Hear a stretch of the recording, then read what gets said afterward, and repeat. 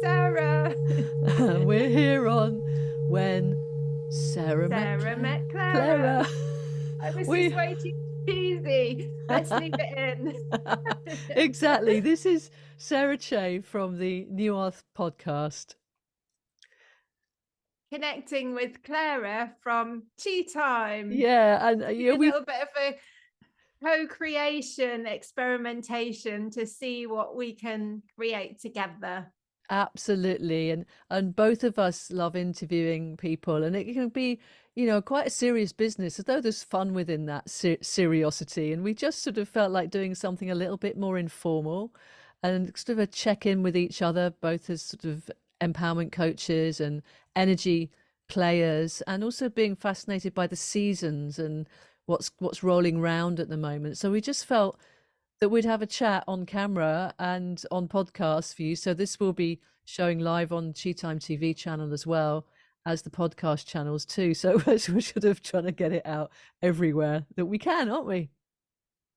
Yeah, and you mentioned, Clara, that we need to invent a new word for intensity. And this really resonated with me. So that feels like a great starting point, because I'm sure lots of the viewers can relate to that. It's like, what is going on in 2024? Well, last year was like full on, and it's like whenever we say these words of like, so I banned myself from using the word busy because I think it promotes this sort of busy mindset, and I started to use the word well occupied, and that sort of felt a bit like public convenience. But anyway, or not. but but this intensity, this ramping up of the energies, the all these solar flares that are like increasing, and it's just like it was mad last year. It's bonkers of words that we could use, but so that does imply a certain amount of mad weirdness, but there's also something very quintessentially intense, oh, there's that word again, about what is birthing at the moment, and it's that almost like compression of us or something. What do you think? Yeah, I am feeling intuitively to give myself time. It's almost like, it's really interesting. It's almost like there's this acceleration happening.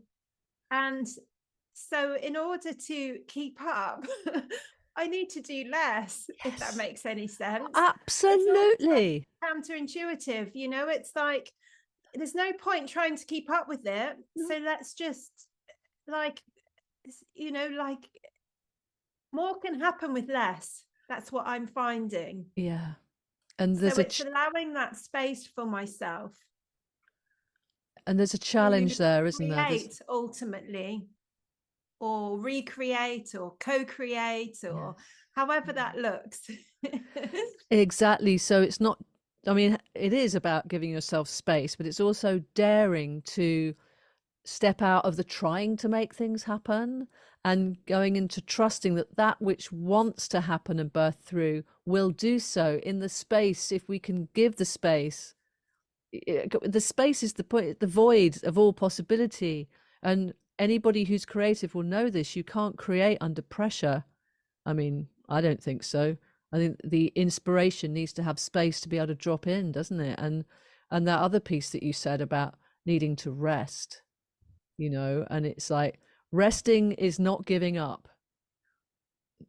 Resting is surrendering to what is. And just like the in and out breath, we need to rest and play. I nearly And said it's where work the there. creation can come through, because if we're just doing the same thing, sort of, racing to kind of keep up with whatever that may be, we're on in a treadmill. We're just regurgitating in a way. Whereas if we allow that expansion, anything can drop in, anything's possible.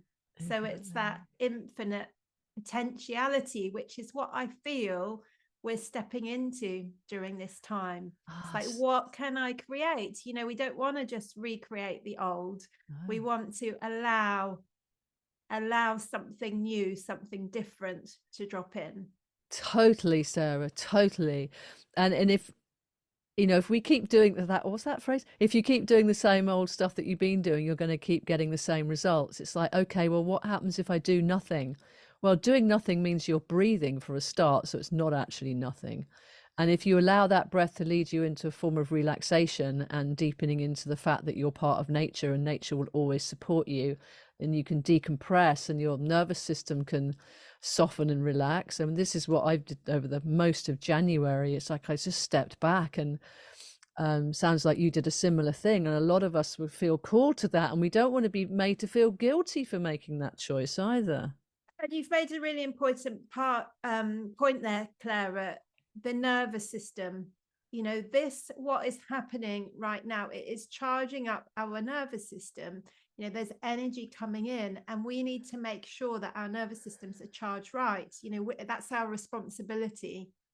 So if there's a lot of input, with the solar flares, everything that's happening, like we say, we need to decompress, we need to ground, we need to make sure we're resetting, recalibrating, integrating, allowing that space to raise our vibration. It can't just it can't just necessarily just happen instantaneously. There's a whole process that happens around that.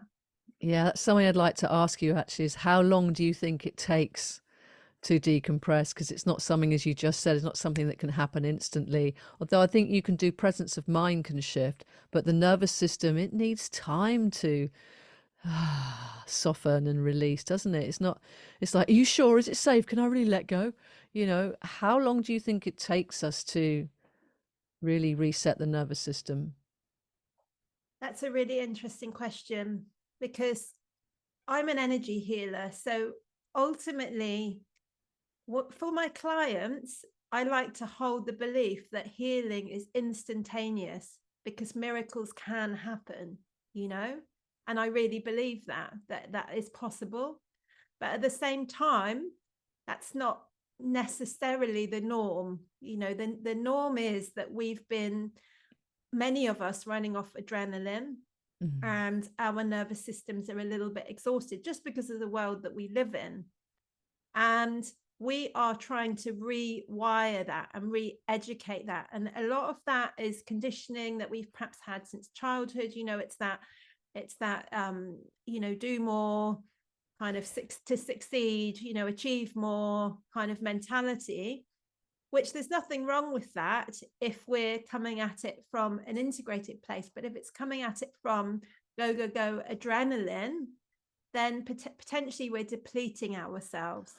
And if that happens a lifetime, then potentially we need to give ourselves time to build our chi up, to build our energy up again, and to change those patterns and rewire so that we can. I mean, that whole idea of doing nothing, when you were talking earlier, it's like, I've pulled back, but I'm not doing nothing. It's like, because that for me, it's like, I'm not there yet. I'm just not there yet, So it's creating those windows. That's where I'm at the moment, creating those windows on a daily basis, be it through yoga, a nice warm bath, being in nature with my children, having a bit of fun, whatever that might be. And not feeling guilty, actually feeling a pretty chuffed with yourself. Think, oh, I've got my window of spaciousness here, and I may or may not fill it with anything.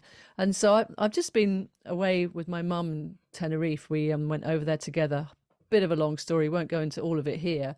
But part of that was we weren't there for very long, only there for 4 days. She had to go and do a bit of a mission for her. And there was one day in the middle when we didn't have any meetings at all. And she said, oh, did you want to have the afternoon off? I'm like, yes.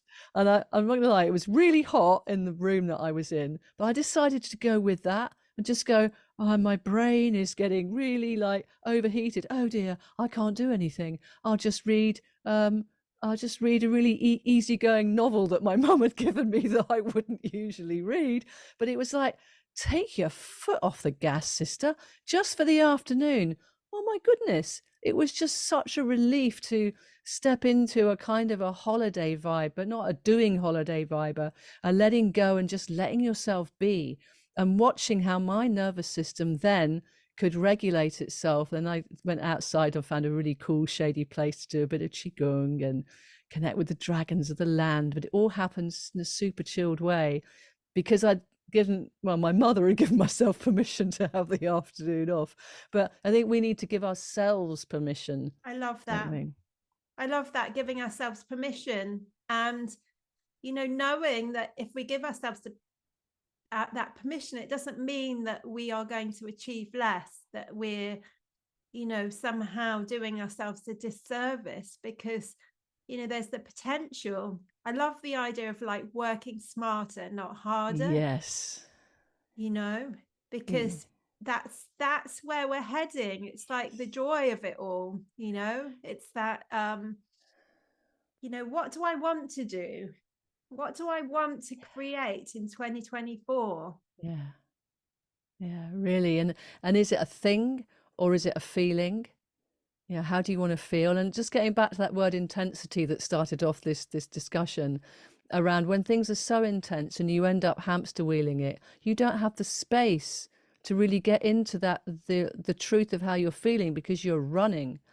And so part of what I do now is I try that, that Taoist way of rolling backwards in in the dantian, in your abdominal belly area. Just imagine there's a big sphere there and it's rolling backwards. It was one of the biggest um, hacks that I ever learned in my chi training, because whenever I feel myself rushing forwards, I come into that ball rolling backwards, rolling backwards. And do you know what that brings me into? It brings me into almost like sitting in the saddle. And if I'm sitting in the saddle, I'm kind of riding on time, and I don't have to I don't have to make any momentum forward myself because I'm already riding on the energy of time and chi. I don't know, is that something that helps you as I'm well? just doing it now, Yeah, actually, it's a good one, isn't while you're it? chatting. To be honest, it's not something I've really I know the technique, but it's not something that I've really built into my practice that much. So thank you for Ah, okay. reminding me. I Yeah. know Master Mantak Chia, who's my teacher. I'm pretty certain he talks about it, that if you want to go to sleep, that's a really good one to do as well, because Okay. it can help to relax. I might have got that wrong, so don't Well, should quote me, we but let's I definitely know the techniques. if we experiment with this, and any of you listening or watching, have a little play with this and get back to us. Does this make a difference to you? Does it help? Because we're here to help each other go, what have you got that helps you with all this Do you want to intensity at the moment? explain, Clara, what you're actually doing, what you're visualizing there with the chi going backwards? Yeah, I suppose I could get into a little bit more of that. If you imagine that in your belly now, so if you soften your belly as we're sitting here, and we let the abdominal muscles relax, and then just noticing how the breath can be deeper. And if you let your mind kind of follow the direction of your breath being deeper into that area around just below your navel, into your sacral chakra area for those of you who know the chakras better. But there's the dantians, the three dantians in qigong, and the foundational one is in the belly here, and it exists co-spatially with the sacral chakra.